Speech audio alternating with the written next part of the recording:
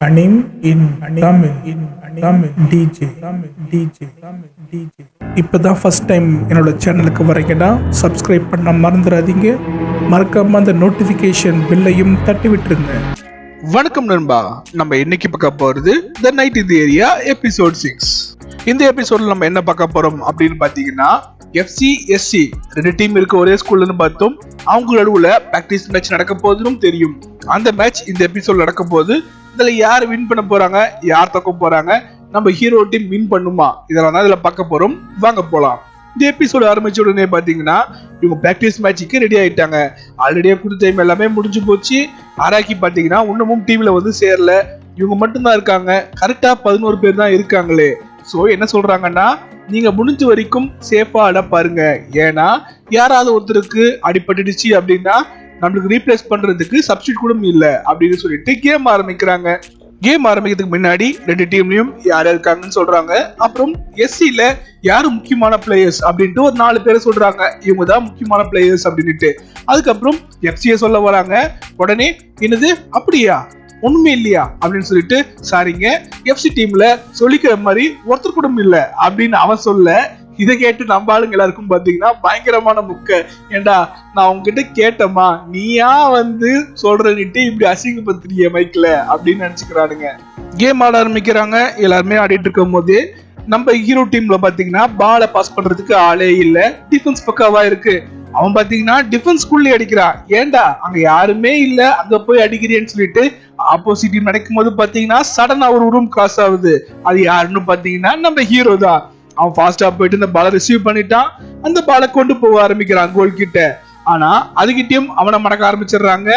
நம்ம கோட்டா பாத்தீங்கன்னா ஆப்போசிட் டீம்ல இருந்து அவனை பார்த்துட்டு இருக்கான், என்ன பண்ண போறான் அப்படின்ட்டு. அந்த டைம் பாத்தீங்கன்னா நம்ம ஹீரோ பாத்தீங்கன்னா அவங்க டீம் ஏஸ் கிட்ட அந்த பாலை ஃபார்வர்ட் பண்றான்.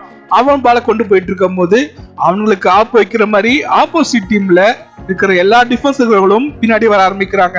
சோ அவங்கள மீறி தான் அந்த பாலை கொண்டு போகணும். திருப்பியும் நம்ம ஹீரோ டீம்ல இருந்து ஒரு இம்பாசிபிளான பாஸ் பண்றாங்க. அங்க யாருமே ரிசீவ் பண்றதுக்கு இல்ல, இது வந்து கிளியர் தான் ஆக போகுது அப்படின்னு நினைக்கும் போது பாத்தீங்கன்னா திருப்பியும் ஒரு உருவம் வருது. நம்ம ஹீரோ தான். அவன் ஃபாஸ்டா ரிசீவ் பண்றதுக்கு ஓடிட்டு இருக்கான். ஆனா எதிர்பாராத விதமா அவங்க டீம்ல இருக்கிற ஒரு டிஃபென்சர் கரெக்டா ஜம்ப் பண்ணி அந்த பாலை தடுத்துறான். சரி, நம்ம அடுத்த வாட்டி கரெக்டா கோல் பண்ணிடலாம் அப்படின்னு நினைக்கும் போதே பாத்தீங்கன்னா அதுக்கிட்டையும் அவங்க அட்டாக் பண்ண ஆரம்பிக்கிறாங்க. கொஞ்சம் கூட எதிர்பார்க்காத நேரத்துல அவங்களோட கேப்டன் பாத்தீங்கன்னா இருந்த இடத்துல இருந்தே அந்த பாலை பயங்கர ஸ்பீட்ல ஒதிக்க, அந்த பாலை ரிசீவ் பண்றதுக்கு அவங்க டீம் சேர்ந்த ஃபார்வர்ட் ஆல்ரெடி அவங்க கோல் கிட்டே ஓட ஆரம்பிச்சுட்டான்.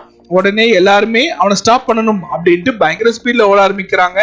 அவனை தடுக்க ட்ரை பண்றாங்க. பட் அவன் பாத்தீங்கன்னா பயங்கரமான உயரத்துல இருக்கான். சோ ஜம்ப் பண்ணி அழகா ஹெட்பட் பண்ணி பாலை வந்து அவங்க டீம்மேட்டுக்கு பாஸ் பண்ணிடுறான். உடனே அவன் பாலை கொண்டு போக இப்படியே பாத்தீங்கன்னா மாத்தி மாத்தி பாஸ் பண்ணிட்டு இருக்காங்க, ட்ரிக் பண்ணிட்டு இருக்காங்க, ஏமாத்திட்டு இருக்காங்க. என்ன பண்றதுன்னே புரியாம இருக்கும் போதே பாத்தீங்கன்னா அவங்க ஆள்ல ஒருத்த வந்துட்டு பாலை வதிக்க ஆரம்பிக்கிறான். அது கோல் கிட்ட போகுது. கோல் கீப்பர் தடுக்கிறாங்க பாலை. பட் அவனால லைட் டச் பண்ண தான் முடிஞ்சுது. அந்த பால் அப்பயும் ஸ்லிப் ஆயிட்டு மூவ் ஆக ஆரம்பிக்குது. சரி, ஓகே, இது கண்டிப்பா கோல் தான் ஆக போகுது அப்படின்னு நினைக்கும் போது பாத்தீங்கன்னா ஆப்போசிட் கோல் சைட்ல இருந்து இவங்க கோல் சைடுக்கு நம்ம ஹீரோ அவ்வளவு ஸ்பீட்ல ஓடி வந்து அந்த பாலை கிளியர் பண்ணிட்டான். எல்லாருக்குமே பயங்கர சர்ப்ரைஸ், இவன் எப்படி இங்க வந்தான் அவ்வளவு சீக்கிரமா அப்படின்னுட்டு. இப்படியே மேட்ச் ஆடிட்டு இருக்க அவன் பாத்தீங்கன்னா முடிஞ்ச வரைக்கும் எல்லா பாலுமே கிளியர் பண்ணிட்டு இருக்கான். ஏன்னா அவனால ரிட்டர்ன் எடுத்து போக முடியல அப்படின்ற ரீசனால. இதால பாத்தீங்கன்னா நம்ம ஹீரோ டீம்ல இருக்க 2 ஃபார்வர்டுமே பயங்கரமா டயர்ட்ல இருக்காங்க. என்ன பண்ண போறாங்க அப்படின்னு நினைக்கும் போதே நமக்கு ஒரு உருவத்தை காட்டுறாங்க. அவன் இவங்க பேட்சை பார்த்துட்டு இருக்கான். அவன் அப்செட்டா இருக்கான். நமக்கு அந்த உருவம் யாரு அப்படின்றத காட்டவே இல்ல. அதுக்கிட்டையும் பாத்தீங்கன்னா நம்ம ஹீரோ கிளியர் பண்ணதால பெனால்டி கிக் வருது. இப்ப நான் ஆரம்பிக்கும் போது நான் இங்க இருக்க வரைக்கும் பால் கிளியர் பண்ணிட்டே இருப்பேன். சோ அவங்க கோலே பண்ண விட மாட்டேன். எப்படியாவது சான்ஸ் கிடைக்கும், நம்ம கோல் பண்ணிடலாம் அப்படின்னு நம்ம ஹீரோ நினைச்சிட்டு இருக்கும் போதே பாத்தீங்கன்னா அவன் பிளாக் பண்ணிட்டு இருந்த ஆளு அங்கிருந்து ஃபாஸ்டா ஓடி போயிட்டு அந்த பாலை ரிசீவ் பண்ணி பாலை கோல் பண்ணிடுறான். உடனே நம்ம ஹீரோக்கு பயங்கரமான அப்செட். நம்ம பண்ண ஒரு சின்ன மிஸ்டேக்கால ஒரு கோல் கிடைச்சிருச்சு அவங்களுக்கு, இப்ப அந்த கோலை எப்படியாவது எடுத்தாகணும் அப்படின்ற மாதிரி சோகத்துல இருக்கான். இது பார்த்த கோட்டாவுக்கும் சரி சவனுக்கும் சரி சோகமாயிடுறாங்க. ஏன்னா நம்ம ஹீரோ அப்செட்டா இருக்கான் அப்படின்ட்டு. திருப்பி மேட்ச் ஆரம்பிக்க பால் நம்ம ஹீரோ கிட்ட வர நம்ம ஹீரோ பாத்தீங்கன்னா பயங்கர ஸ்பீட்ல 2 பேரை கிளியர் பண்ணிட்டு போயிட்டு இருக்கான். ஆனா இப்போ அவன் எதிரில் இருக்கிறது ஆப்போசிட் டீம் கேப்டன். அவனை கிராஸ் பண்ணணும்னு நினைக்கிறான். பட் அவன் பாத்தீங்கன்னா அசால்ட்டா இவங்கிட்ட பாலை எடுத்துடுறான். அவன் எப்படி எடுத்தான்றது நமக்கு புரியல. ஆனா ஒன்னே ஒண்ணு சொல்றான், உன்னோட மிஸ்டேக்கை நீ மாத்திக்கிற வரைக்கும் உங்ககிட்ட இருந்து பால் எடுக்கிறது ரொம்ப ஈஸின்றான். அப்போ நம்ம ஹீரோ கிட்ட ஏதோ ஒரு மிஸ்டேக் இருக்கு, அது மூலமா அதை கண்டுபிடிச்சுதான் அவன் ஈஸியா அந்த பால் ரிசீவ் பண்ணிருக்கான். அது என்னன்றது நமக்கு போக போகுதான்னு தெரியும் நினைக்கிறேன்.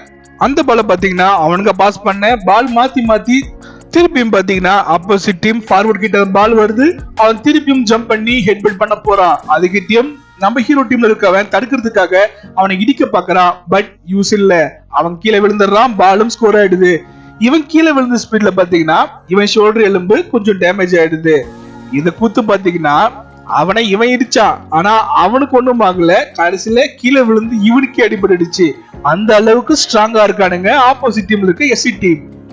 அவனுக்கு அடிபட்டதால அவனை ரீப்ளேஸ் பண்ணி ஆகணும். ஆனா இப்படி சப்ஸ்டிடியூட் இல்ல, சரி நீங்க 10 பேரோட தான் ஆடி ஆகணும் அப்படின்னு முடிவு எடுக்கும் போதே பாத்தீங்கன்னா அவங்களுக்கு ஒரு பயங்கரமான சர்ப்ரைஸ். அங்க ஒருத்தர் வந்து நிக்கலாம், சட்டையே இல்லாம. யாரான்னு பார்த்தா கோட்டா தான். அவன் பாத்தீங்கன்னா அந்த டீமை விட்டுட்டு நம்ம காக்கியருக்காக இந்த டீமுக்கு வந்துட்டான். அங்க ஒரு லெட்டர் மாதிரி எழுதி வச்சுட்டு நான் வந்து வேற டீமுக்கு போறேன் அப்படின்னுட்டு. அதை பார்த்து அங்க இருக்கிறவங்களுக்கு பயங்கர அப்செட். அவங்க கோச் பாத்தீங்கன்னா அவெல்லாம் முக்கியம் இல்ல விடுன்றாங்க. இங்கேயும் வந்து சேர்ந்துட்டு திருப்பியும் சப்ஸ்டிட் பண்ணிட்டு கேம் ஆரம்பிக்கிறாங்க. கேம் ஆடிட்டு இருக்கும் போதே பாத்தீங்கன்னா பால பாஸ் பண்றாங்க அவங்க ஃபார்வர்ட் கிட்ட. ஆனா பால் கொண்டு போகும்போது மடக்குறாங்க. அவன் பாஸ் பண்றான், அதை ரிசீவ் பண்றது பாத்தீங்கன்னா நம்ம கோட்டா தான். அவன் பயங்கர ஸ்பீட்ல பால் எடுத்துட்டு போவ ஆப்போசிட் பயங்கரமான கோவம். ஏண்டா எங்க கூட வந்துட்டு இப்ப அவங்க கூட போயிட்டியா அப்படின்ற மாதிரி. இதே மாதிரி பால் போயிட்டு இருக்கும் போதே பாத்தீங்கன்னா அவன் பால ஃபார்வர்ட் கிட்ட பாஸ் பண்ண, அவன் இன்னொருத்துக்கிட்ட பாஸ் பண்ண, அந்த பால கோலுக்கு அடிக்கிறாங்க. ஆனா தடுத்துடுறாங்க அந்த பால. அந்த பால் ஓப்பன் ஏரியால போகுது. அங்க யாருமே இல்லைன்னு நினைக்கும் போதே அங்க ஐசா ஓடி வரான்.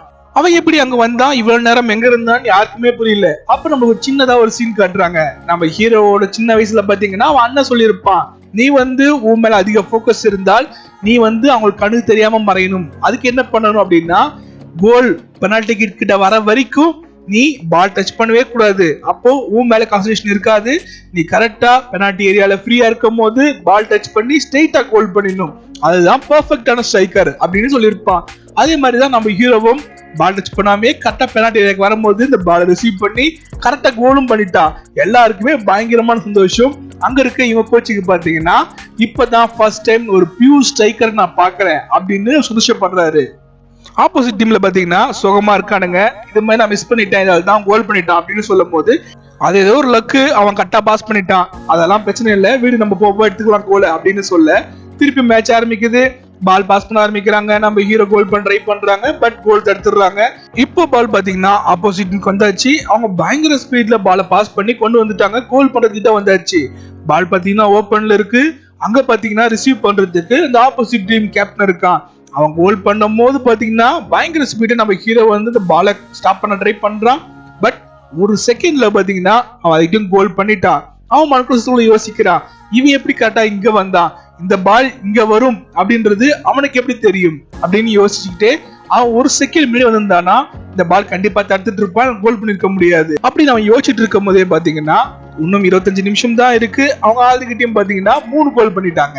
நம்ம ஹீரோ டீம்ல பாத்தீங்கன்னா எல்லாருமே டயர்டா இருக்காங்க. இப்படியே போச்சுன்னா கண்டிப்பா தோத்துருவோம் அப்படின்னு நினைச்சிட்டு இருக்கும் போதே அங்க ஒரு உருவம் பாத்தீங்கன்னா உட்கார்ந்துட்டு இருந்த ஸ்டேடியத்துல இருந்து எழுந்து வருது. அவங்க கால் ஷூ கட்டுறாங்க, பிளாக் வித் ரெட். இந்த ஷூ நம்ம ஆல்ரெடி பார்த்திருப்போம், அது யாருன்னு போக தெரியும் பாருங்க. அவன் வந்து நிக்க அங்க நம்ம கோச் என்ன சொல்றாருன்னா, நம்ம கிட்ட இன்னொரு ஏஸ் ஒருத்தர் இருக்கான், அவருக்கும் நம்ம தோக்க மாட்டோம் கவலைப்படாது அப்படின்னு சவன் கிட்ட சொல்ல அது யாருன்னு பார்த்தா வேற யாரும் இல்ல, நம்ம அராக்கி தான். அவன் பாத்தீங்கன்னா பயங்கர ஃபிட்டா அங்க வந்து நிக்கிறான்.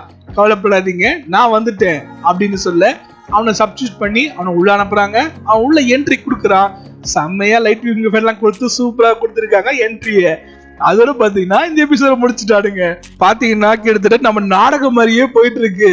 ஏண்டா ஒரு மாசான என்ட்ரி கொடுக்கும் போது எண்டு கார்டு போட்டுட்டா பாக்குற ஆடியன்ஸுக்கு எவ்வளவு கோபம் இருக்கும். மனசாட்சியே இல்லாம நிறுத்திட்டாருங்க அதோட எபிசோட. அடுத்த எபிசோட்ல தான் தெரியும் நம்ம அராக்கி எந்த அளவுக்கு ஆட போறான், இவங்க ஜெயிப்பாங்களா ஜெயிக்க மாட்டாங்களான்னுட்டு. அதுக்கு காத்துருங்க. தேங்க்யூ.